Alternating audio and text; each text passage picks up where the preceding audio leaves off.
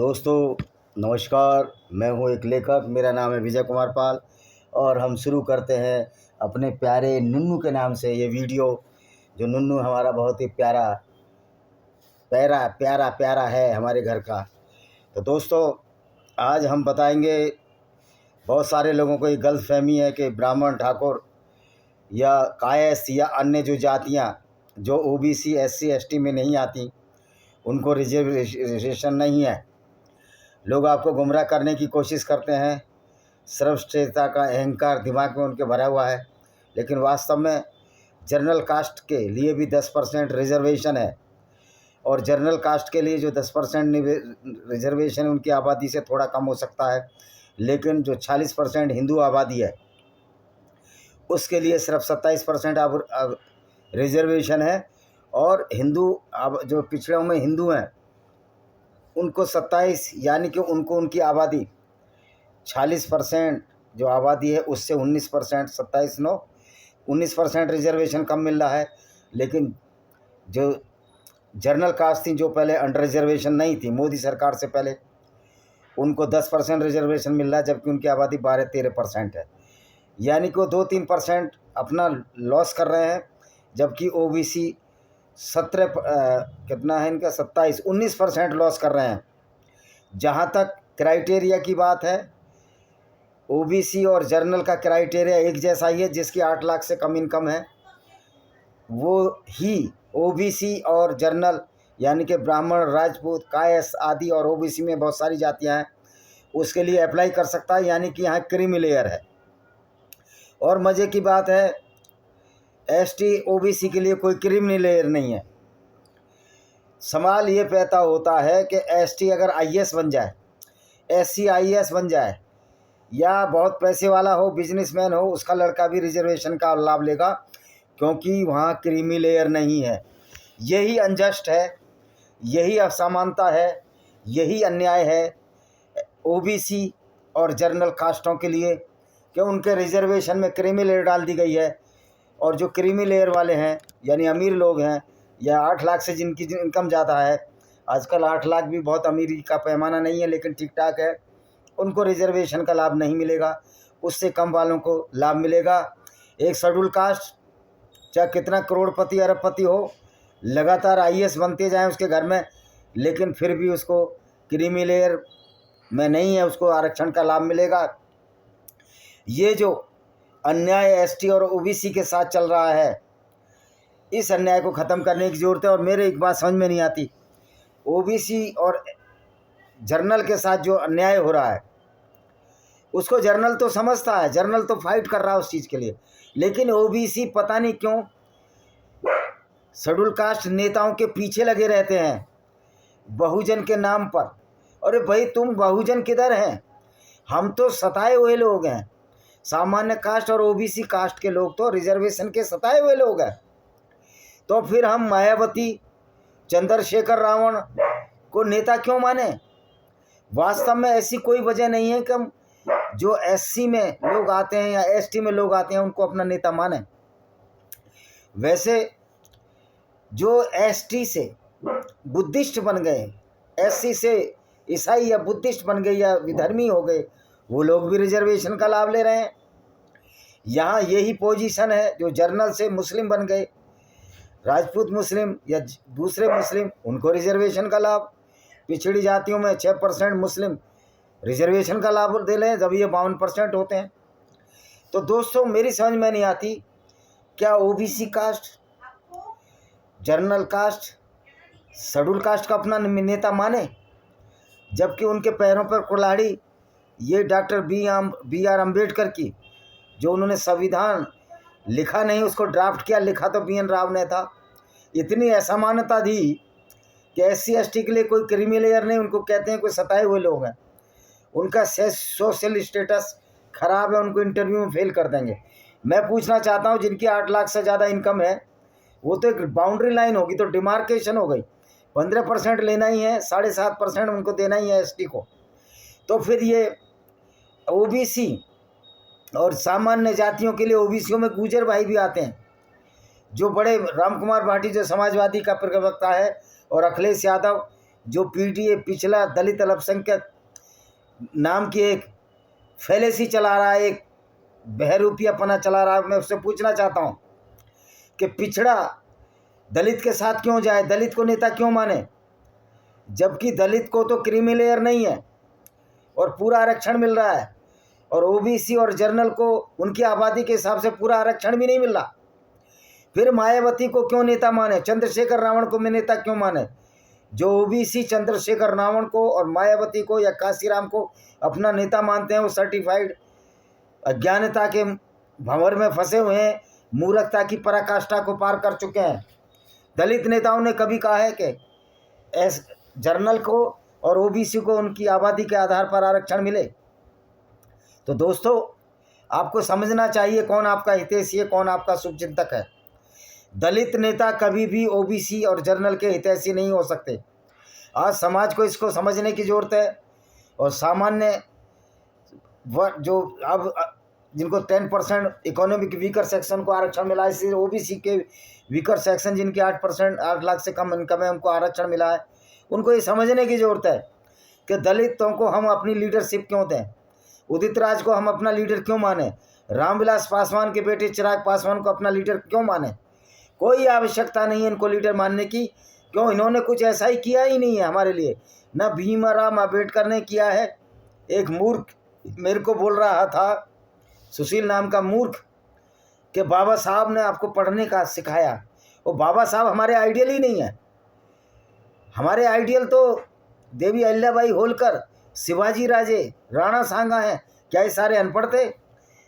भीमराव अम्बेडकर से पहले सारे अनपढ़ थे।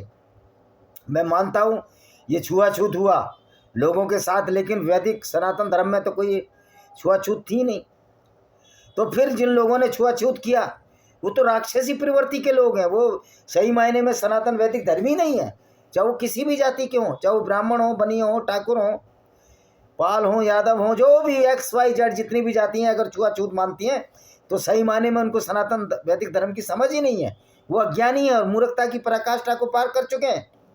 और RSS में ऐसे मूर्ख और अज्ञानी मैंने शाखाओं में जाते देखे हैं, जो जातिवाद फैलाते हैं और फिर कहते हैं कि हिंदू एक हो जाओ। ये हिंदू एक कैसे होगा? जब तक हिंदू पाखंडों में उलझा रहेगा, हिंदू ऊंच नीच मानता रहेगा, ये एक कैसे होगा? और फिर इस आधार पर जब आरक्षण में भी भेदभाव है सामान्य जाति और ओबीसी जातियों के लिए, तो ये भेदभाव हमेशा रहेगा।